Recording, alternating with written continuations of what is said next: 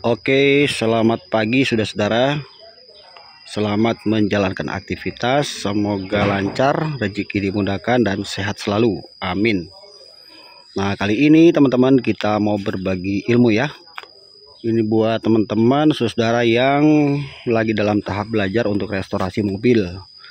Jadi ada satu tips yang mau saya bagikan.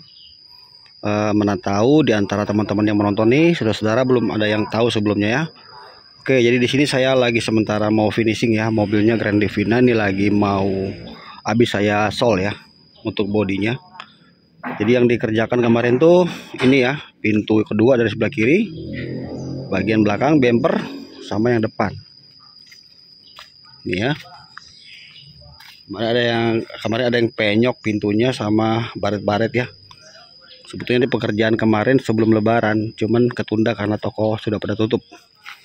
Oke, jadi begini saudara, kalau kita misalnya menemukan kasus, ini konteksnya kita mau ngesol ya, tapi kita nanti jangan sampai kelihatan sambungannya kalau ngesol. Semisalnya kita mau ngecat yang ini ya, kita restorasi yang pintu ini katakanlah sebagai contoh ya. Kita kan nantinya mesti harus menyamakan warna catnya, jadi antara di pintu sini sama di bagian sini ini kan nggak boleh sampai nanti catnya belang warnanya setelah diadakan pengecatan. Coba kita pindah ke sebelah sana ya.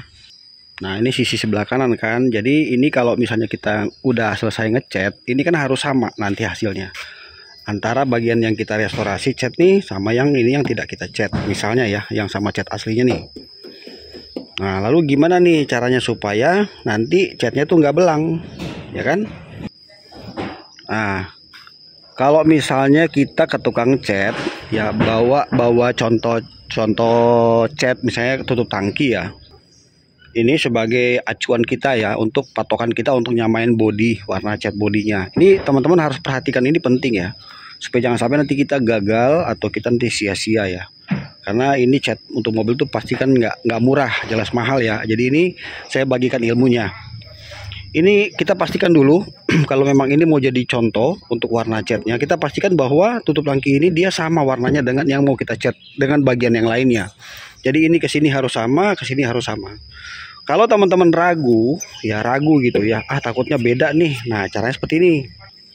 Caranya mobilnya ini kita bawa ke toko catnya. Nanti kan di sana dioplos ya, atau dibuat catnya. Nanti akan disamakan dengan cat yang ada di bodi mobil ini. Karena kadang-kadang ada kasus mobil yang di sebelah sana itu kanan misalnya ya, itu udah pernah disiram, udah pernah dicat misalnya gitu ya, dia pasti ada bedanya kan. Beda yang ada di sebelah sini. Jadi kalau mau aman, bawa mobilnya ke bengkel cat untuk diadakan oplos ya dan disamakan warnanya. Itu dulu yang teman-teman harus pahami ya. Jadi ini saya kasih tahu tahapannya. Tapi kalau yakin tutup tangkinya itu sama warnanya, nggak apa-apa ya, bawa aja tutup tangki dan pastikan warna catnya itu dia harus betul-betul mirip ya, ketemu warnanya. Nah, tapi yang ada hal yang teman-teman harus perhatikan ya, yang mau saya kasih tahu di sini, berbagi ilmu yang ini penting sekali untuk teman-teman ketahui. Kalau misalnya kita ngecat ya, ini contoh sederhana ya, ini sama dengan pintu, saya kasih contoh ya. Ini di sini yang mau kita sepet, tapi di sini kan masih warna aslinya nih. Misalnya kita tutup nih, misalnya pakai koran yang sini, kita kan ngecat di sini aja. Itu biasanya ada beberapa persen dari hasil oplosan cat itu dia pasti agak belang warnanya, nggak akan sama 100%. Percaya teman-teman ya, sedikit pun dia pasti akan kelihatan belang, apakah dari cahayanya atau dari sisi mana kita melihatnya. Kita mengantisipasi karena terkadang pemilik mobil nih suka agak ini kan ya, agak detail gitu orangnya. Kok warnanya beda atau apa, nanti kita kan kena komplain. Bukannya nggak mau dikomplain, tapi ini kan tips ya, supaya teman-teman tuh sekalinya mengerjakan langsung beres ya. Kalaupun masih pemula tuh awal pasti ada kegagalannya, sama seperti saya dulu ya. Oke, jadi begini teman-teman, nanti kalau misalnya catnya udah jadi ya, misalnya kita ngerjain segini ya, atau pintu itu ya, kita butuh catnya itu cat originalnya ya, PU ya, kita buat itu sekitar setengah kiloan. cat aslinya, karena cat asli itu dia lebih encer. Jadi jangan disangka bahwa cat itu dicampur thinner, itu dia lebih encer ya kalau yang pakai PU. Kalau untuk dasarannya dia lebih kental, itu pakai cat biasa ya, yang setara dengan Dana Close, Nipe dan lain-lain, itu buat dasaran aja. Nah nanti pada saat kita mau ngecat ya, ini finishing ngecat ya, supaya catnya tuh nggak belang ya, ini jangan di teman-teman tutup pakai koran. Nah ini perhatikan ya teman-teman, ini penting sekali.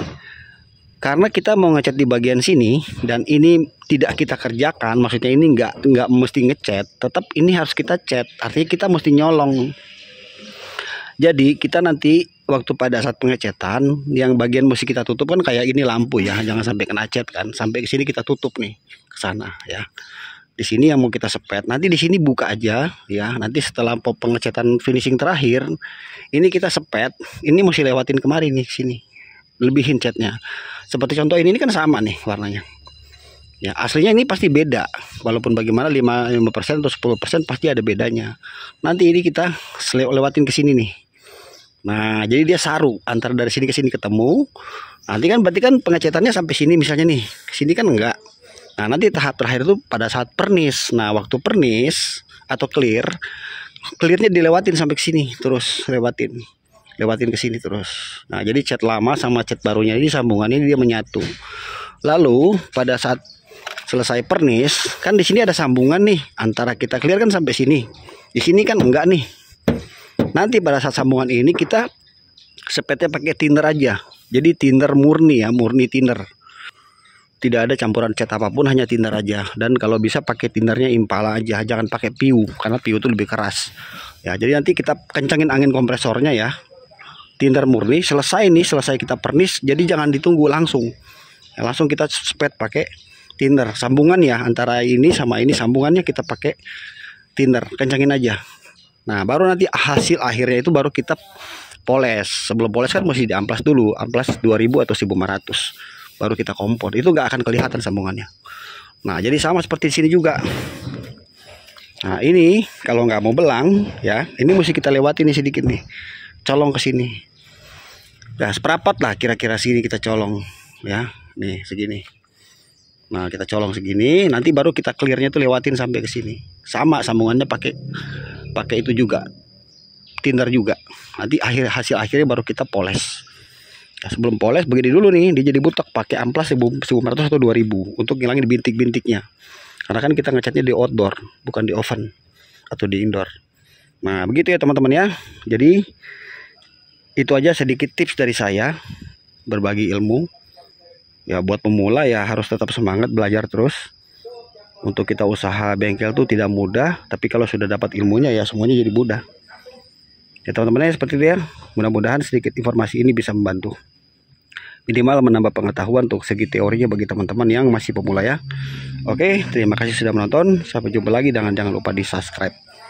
Saya lanjut bekerja dulu teman-teman. Selamat beraktivitas. Thank you, bye.